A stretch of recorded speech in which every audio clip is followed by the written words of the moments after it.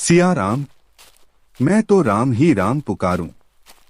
राम सिया राम, सिया राम, सिया राम।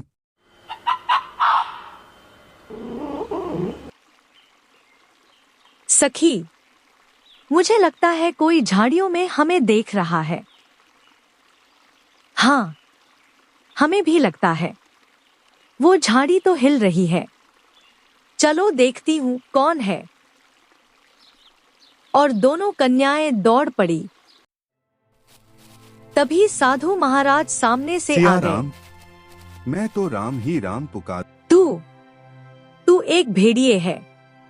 हमें छुपकर देख रहा था। हे पुत्रियों, मेरा विश्वास करो। मैं तो प्रभु का नाम जपते हुए चला आ रहा था। हमें जल की जरूरत थी, इसलिए मैं तालाब की ओर आ रहा था। ये सब मुझसे अनजाने में हुआ। बंद करो हमें पुत्री कहना। तुम्हें श्राप है। अब तू हिरनी बनकर जंगल में भटकेगा। और साधु उसी पल हिरनी बन गए। और पेड़ पर बैठा तोता चुपचाप सब कुछ देख रहा था। कुछ दिन बाद, हे भगवान, 3 दिन हो गए, कोई शिकार नहीं मिला। ऐसा लगता भूखे पेट मर जाऊंगा। कुछ दूर जाते ही तभी उसे वो हिरनी दिखी, शांत, तपस्या में लीन। अरे ये क्या? ये हिरनी तो बिल्कुल विचित्र है। भाग भी नहीं रही। चलो इसे ही पकड़ता हूँ। और वह शिकारी हिरनी के पास जाता है।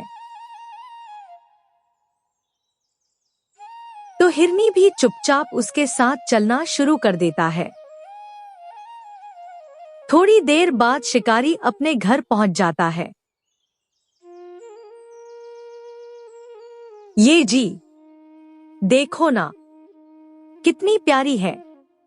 इसे बेचो मत, ना मारो। बहुत मासूम है। छोड़ आओ इसे वही जंगल में जहां इसे पकड़े थे।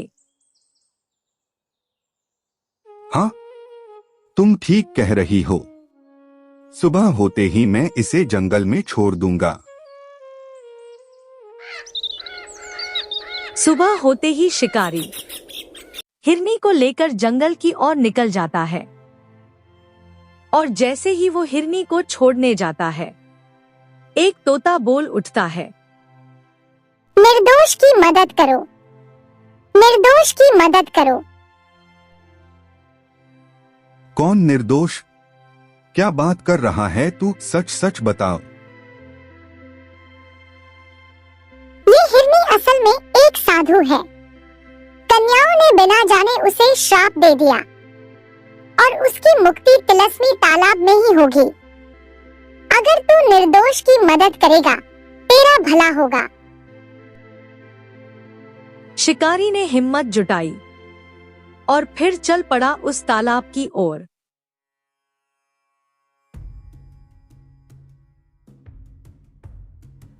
हे कन्याओं, यदि तुम्हारा श्राप सच्चा है तो मुझे पीड़ा होगी। यदि झूठा है तो साधु मुक्त होंगे। शिकारी तालाब के पास जाता है और तलवार से अपने सिर को धड़ से अलग कर देता है। लेकिन न खून निकला, न पीड़ा हुई। और तालाब का पानी भी सोने सा दमक उठा। और साधु महाराज अपने वेश में आते ही शिकारी को धन्यवाद करता है।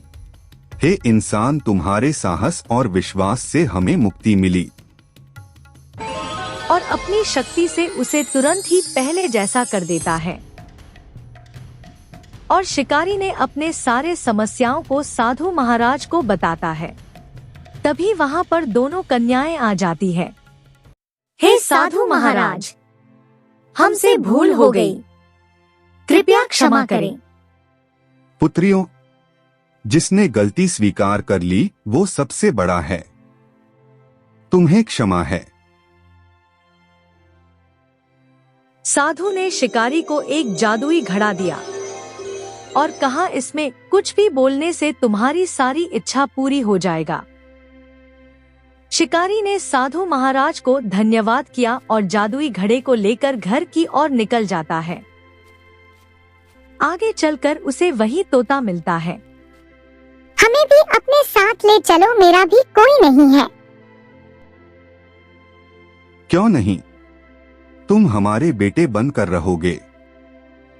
इतना बोलते ही दोनों घर की ओर निकल जाते हैं और इस तरह से तीनों खुशी खुशी से रहने लगे और वह जादुई घड़े को कभी भी दुरुपयोग नहीं किया।